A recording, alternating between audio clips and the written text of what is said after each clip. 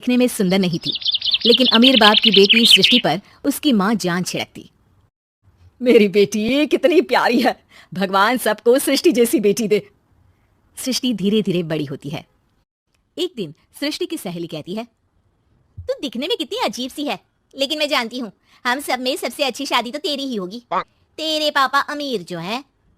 और बता नहीं सकते यार, दहेज तो हर कोई देता है, ये क्या ज्यादा ले जाएगी अपने पति के लिए? अरे बड़े शहर में कोठी है इसके पापा की। अरे पापा की है ना, कौन सी इसकी है? इसकी होती तब तो कोई भी लड़का इससे शादी कर लेता। अरे पापा की मतलब पापा की है तो मेरी ही है ना? किसने कहा? अब तेरी तो तब होगी ना जब तेरा भाई ना हो। वैसे भी शादी के बाद सारी प्रॉपर्टी भाई के नाम होती है। सृष्टि समझ जाती है कि उसे किसी भी हालत में माँ बाप की सारी प्रॉपर्टी को अपने नाम करना है, लेकिन कैसे? एक दिन सृष्टि का भाई शीनू कहता है, बहन क्या कर रही है? तुझसे एक बात करनी है। अरे हाँ हाँ करना, मैं तो तेरी बहन हूँ। बहन मेरी लाइफ में ना एक लड़की है, बहुत अच्छी है। मैं सोच रहा हूँ माँ और पापा से बात करूँ शादी के लिए। सृष्टि को समझ में आ जाता है कि भाई की शादी होते ही भाभी उसे एक दिन भी घर में बर्दाश्त नहीं करेगी। क्या बात है भाई, बताना कौन है वो? यार वो बहुत अच्छी लड़की है, पढ़ी लिखी है, मेरे साथ जॉब भी करती है। बस एक प्रॉब्लम है। हाँ प्रॉब्लम? क्या प्रॉब्लम है भाई? यार वो शादीशुदा है, लेकिन उसके पति ने उसे सिर्फ इसलिए छोड़ दिया क्योंकि उसके माँ बाप दहेज नहीं दे पाए। सृष्टि ये सुनकर न जाने क्यों खुश हो जाती है। अरे भाई तो क्या हुआ, लड़की तुझे तो पसंद है ना? शीनू को लगता है कि बहन उसे समझ रही है। वो इस बात से अनजान होता है कि उसकी बहन की मंशा पूरा घर हड़पने की है। सृष्टि अपनी माँ से कहती है, मम्मी मुझे तो बहुत चिंता है, पता है शीनू क्या कर रहा है? अरे क्या कर रहा है, वो तो काम पर जाता है और वापस घर आता है। नहीं ना माँ, वो यही तो नहीं कर रहा, बाकी सब कर रहा है। आपको पता है उससे प्यार है, और वो भी एक शादीशुदा लड़की से। ये क्या हो गया? मैं सोसाइटी में क्या मुंह दिखाऊंगी? अरे तेरे पापा तो यही कहेंगे कि मैंने ही उसे बिगाड़ दिया है। माँ देखो, मेरी बात मानो, पापा पर भी विश्वास करने की जरूरत नहीं है। अब आप ही बताओ, पापा इतनी देर घर के बाहर रहते हैं क्यों, बोलो? अरे बेटा वो तो नौकरी करते हैं ना। तू बहुत भोली है माँ, पापा का ऑफिस तो 7 बजे खत्म हो जाता है, लेकिन देखो कितनी देर से आते हैं। अरे नहीं नहीं बेटा, ऐसी कोई बात नहीं है। सृष्टि माँ को एक औरत से बात करते पिता की फोटो दिखाती है। देखो माँ कैसे हैं पापा, मैं ना कहती थी कि पापा सही नहीं है। मैं तेरे पापा से बात करूंगी, दे फोटो मुझे। ओ माँ वो तो डिलीट हो गई।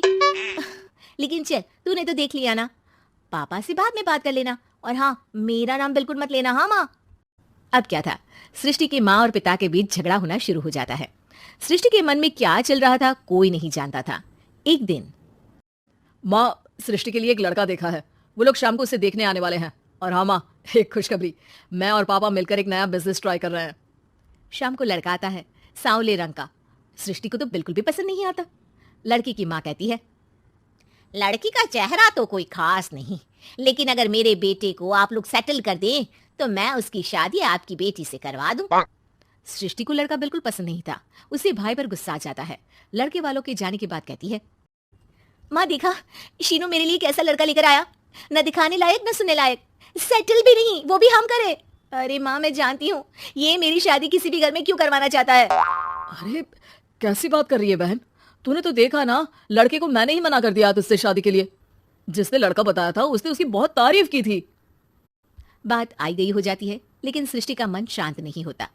क्या करूं कुछ समझ में नहीं आ रहा। मेरी शादी हो गई तो ये लोग पूरी प्रॉपर्टी शीनू के नाम कर देंगे, मेरे हाथ तो कुछ लगेगा ही नहीं। तभी सृष्टि को आइडिया आता है। वो किसी वकील को फोन करती है।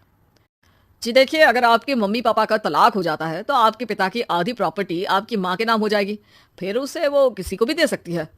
सृष्टि अब माँ को बेटे के खिलाफ भरती है।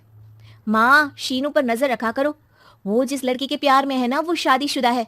यहाँ आएगी सारा पैसा रुपया जमीन जायदाद सब हड़प लेगी। पापा का भी हाल तुमसे छुपा नहीं है। ऐसा ना हो कि मैं और आप एक दिन सड़क पर भीख मांगे। हे भगवान, मैं तो जीते जी मर जाऊंगी अगर ऐसा हो गया तो। ऐसा हो गया नहीं माँ, ऐसा ही होगा। अभी समय है, आगे का सोच लो।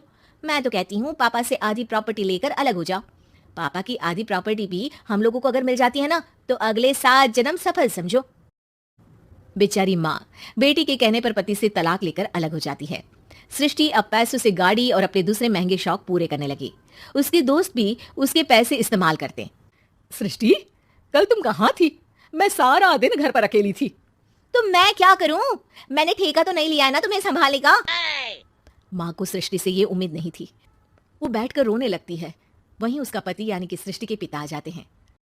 मैं जानता था कि तुम्हारा यही हाल होगा, तो आपने मुझे रोका क्यों नहीं? मैं रोकता तो तुम रुकती क्या? सृष्टि के कहने पर तुमने मुझ पर अपने बेटे पर शक किया, लेकिन तुम ये भूल गई कि कैसे हम दोनों ने मिलकर जीवन में इतना सब खड़ा किया। माँ पति के गले लग जाती है। मुझे माफ कर दीजिए, मैंने आपकी कमाई का एक बड़ा हिस्सा गवा दिया। कोई बात नहीं, तुम साथ हो तो मैं ऐसी 7 प्रॉपर्टी खड़ी कर दूंगा। तभी वहां सृष्टि आ जाती है रोते हुए। माँ, मयंक ने मुझे छोड़ दिया। वो बोल रहा था जब तक मेरे पास पैसे थे तब तक ही वो मेरे साथ था।